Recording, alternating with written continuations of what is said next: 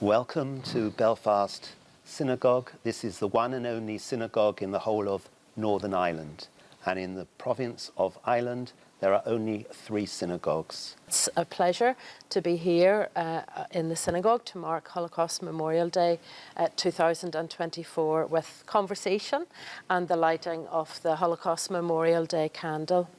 And it's my privilege, if I just take a moment to introduce for those watching, we know yourself, Rabbi David Kale, and the Most Reverend John McDowell, Church-Varland Archbishop of Armagh and Primate of all Ireland, and Mrs. Shirley Lennon, who's representing Holocaust Memorial Day Trust, Northern Ireland. And thanks to each of you for making time for coming and having this conversation today.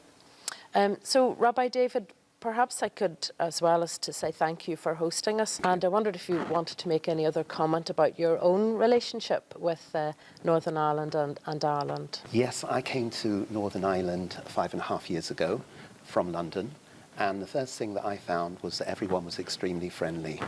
The very first day I was here, I had to go into the city centre for a meeting, decided to go by bus. I got to the city centre, got off the bus, took out my map book, and somebody touched me on the arm and said, "Where do you want to go? Close your map book." So I told the person I wanted to go. He said, "Oh, it's around the corner. I'll escort you there." And I thought, how lovely. You won't get that in London at all. So Shirley, you've been working for Holocaust Memorial Day Trust for a few years now. Do you remember the name, the title of the theme last year for HMD? And can you tell us this year's title and theme? And perhaps you can fill us in as to why it has been chosen. Yeah. Yes, it's a real privilege to be working for the Holocaust Memorial Day Trust, and the theme in 2023 really resonated with me, as it's supposed to do, each year. But the theme last year was ordinary people, and the idea behind it really was that the Holocaust affected ordinary people. It was ordinary people who suffered in it, but interestingly also it was ordinary people who are the perpetrators of genocide.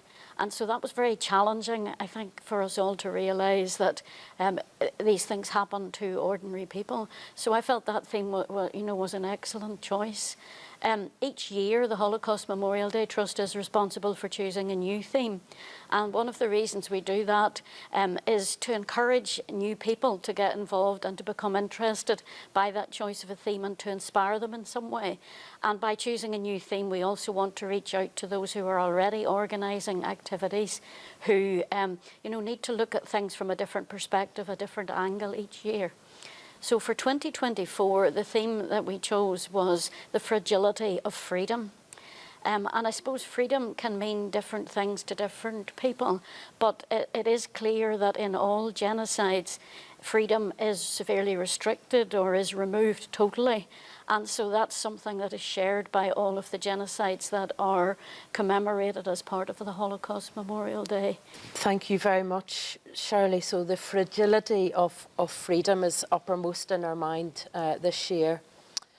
Perhaps, Archbishop John, I can put an open question to you relating to Holocaust Memorial Day and the subject and awful reality of genocide.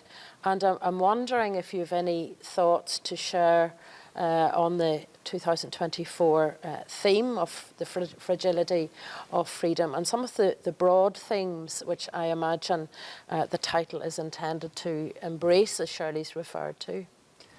The fragility is very clear in many places in the world today. Just before Christmas, I was reading a book by Danny Finkelstein. It was called Stalin, Hitler, Mum and Dad, and it was about the experiences of his parents and of his grandparents during, just in the run-up to the Second World War, where you had in Germany what appeared to be a functioning democracy.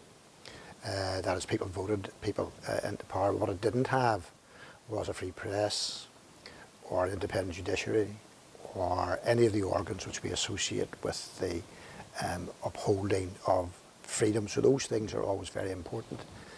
The other thing which it didn't have was that very often in those years which saw the suppression of freedom in Germany and the subsequent Holocaust, was that the friendships that had been made over years weren't allowed to flourish. They were broken down, they were deliberately impeded. And even though, for instance, I don't know Rabbi David particularly well, we've met 3 or 4 or 5 times, and you know, it's much more difficult to, as they would say now, other a friend than it is from just someone who you've never met or thinking about people in the aggregate. Rabbi David, you would like to close the conversation, if you like, before we actually Sure. light the candle? Of course. So I think we have to remember that every individual is created in the image of God, and every individual has a little spark of God inside them. And I think we also have to remember that we are all on this earth in order to fulfill God's purpose.